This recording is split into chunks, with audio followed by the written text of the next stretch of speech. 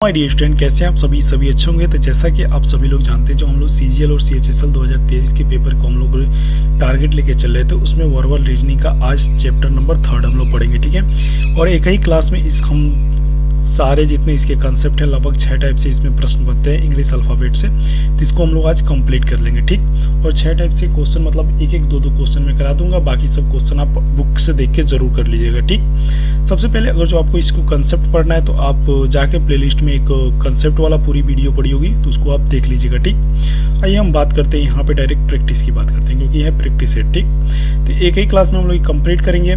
तो वीडियो को स्टार्ट करते हैं बिना किसी देरी। सबसे पहले आपको यहाँ पे ABCD के पूरे दाएं से बाएं ये पूरे फार्मूले याद होने चाहिए। अगर जो आपके फार्मूले नहीं याद है तो थोड़ा क्वेश्चंस करने में आपको दिक्कतें आ सकती हैं, लेकिन आप ये एक बार अगर जो याद कर लेते हैं वर्णमाला का क्रम सब, तो आपको कभी भी दिक्कत नहीं होगा। तो आइए वीडियो को स्टार्ट करते हैं बिना किसी देरी के।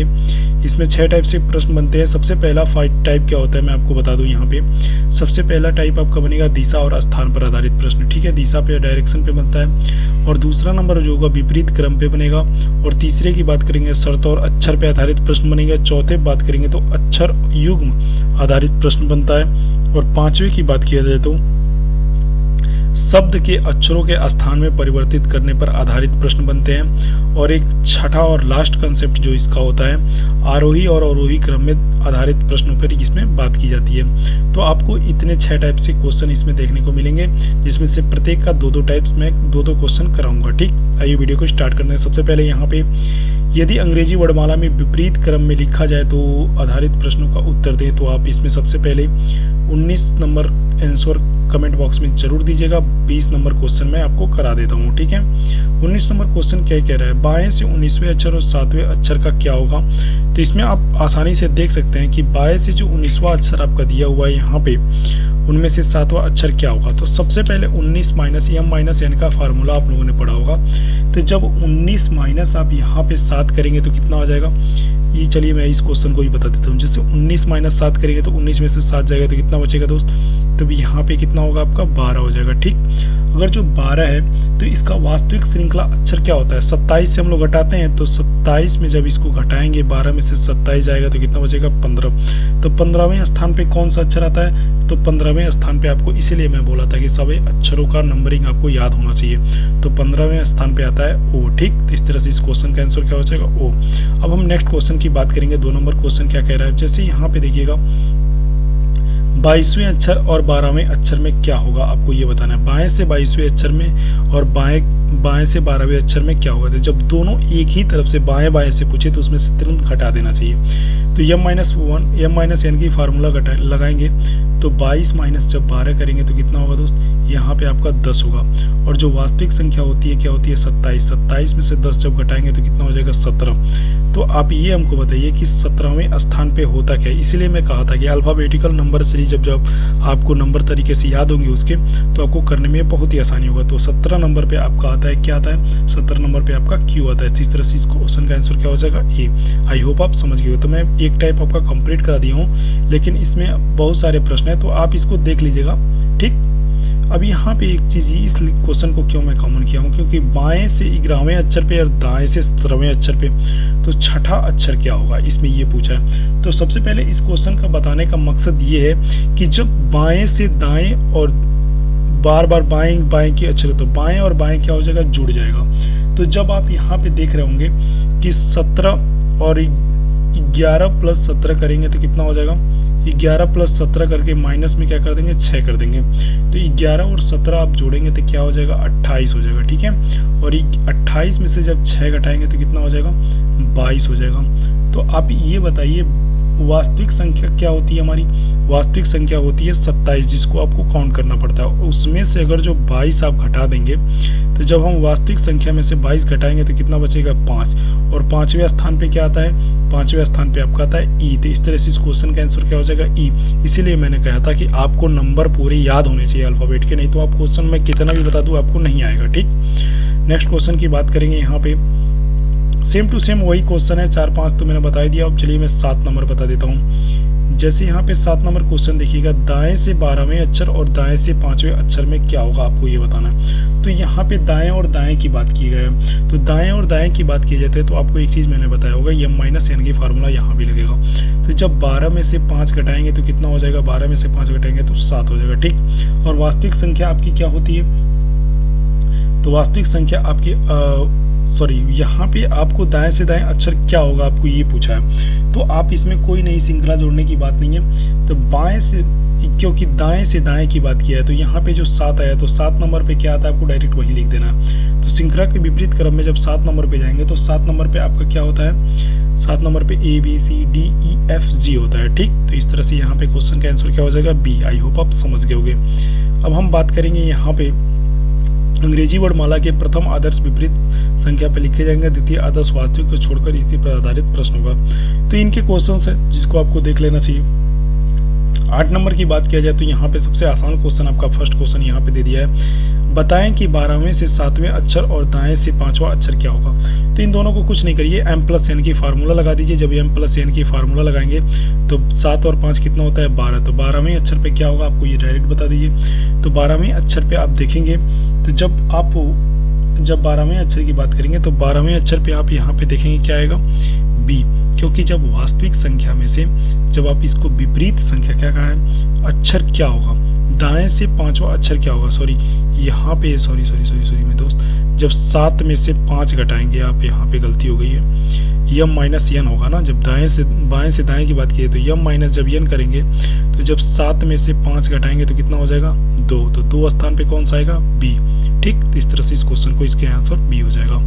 नेक्स्ट क्वेश्चन की बात करेंगे, 9 नंबर क्वेश्चन यहाँ पे, प्रथम आदर्श वह अक्षर जिसका स्थान परिवर्तित नहीं होगा कौन सा है। तो प्रथम आदर्श का मतलब आप समझते हैं क्या होता है, आदर्श का मतलब ये होता है कि जो स्थान में परिवर्तित ही ना हो। परिवर्तित इन द सेंस कि ये हुआ कि आप मतलब मान लीजिए कि कोई अक्षर है तो वो कौन से प्रथम आदर्श में मध्य अंतर में होता है कि जो परिवर्तित नहीं होता है, तो क्या होता है, G।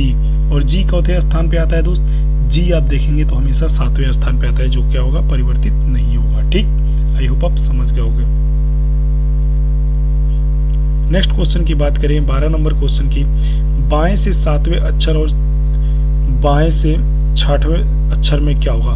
तो जब यहाँ पे 7 माइनस 6 करेंगे तो आपका क्या हो जाएगा, 1 के स्थान पे क्या होता है, तो 1 स्थान पे आप यहाँ पे देखेंगे तो जब 1 स्थान आप करेंगे तो प्रथम अक्षर की बात की जाए तो यहाँ पे आपका क्या हो जाएगा, ऑप्शन नंबर B, ठीक। तो इस तरह से A यहाँ पे क्या हो जाएगा, सही हो जाएगा। आई होप आप समझ गए होंगे।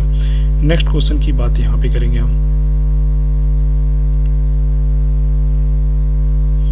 24 नंबर क्वेश्चन की बात करेंगे। जब आप यहाँ पे आप देख सकते हैं, अंग्रेजी वर्णमाला में बाएं से 18वें अक्षर पे और 7वां अक्षर क्या होगा। दिल्ली पुलिस कांस्टेबल का ये क्वेश्चन है, आप जरूर बताइएगा।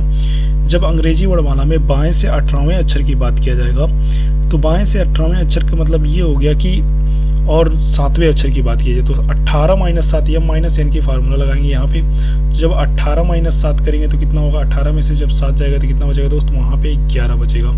तो 11वें अक्षर पे कौन सा आता है, तो 11वां अक्षर यहाँ पे आप देखेंगे तो 11वें अक्षर पे आपका K आता है, ठीक।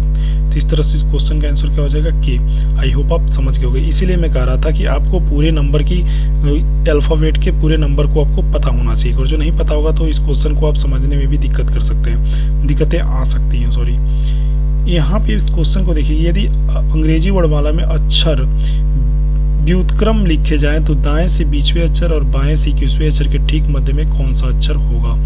तो आपको ये बताना है कि दाएं से 20वें और 21वें अक्षर में कौन सा मतलब अंतर में आएगा। तो इस क्वेश्चन को आप यहाँ पे देखिएगा तो सबसे पहले आप एक चीज़ देखिएगा, इसमें आपको एक फार्मूला लगाना पड़ेगा, जिस फार्मूले के नाम है, आप पढ़ा होगा यह, जब आप अक्षरों की संख्या मध्य में निकालते हैं तो आपको क्या करना पड़ता है, जब 20वें अक्षर में बाएं से और 21वें अक्षर में दाएं से ठीक मध्य बात करेंगे तो 20वें अक्षर पे क्या आता है, आपका T आता है, ठीक है। 20वें अक्षर पे क्या आता है दोस्त, T आता है। और उसके बाद से बात किया जाए क्या, 21वें अक्षर पर ठीक मध्य में कौन सा आता है, तो 21वें अक्षर पे आप ठीक मध्य में जाएंगे तो क्या आएगा, F आता है, ठीक।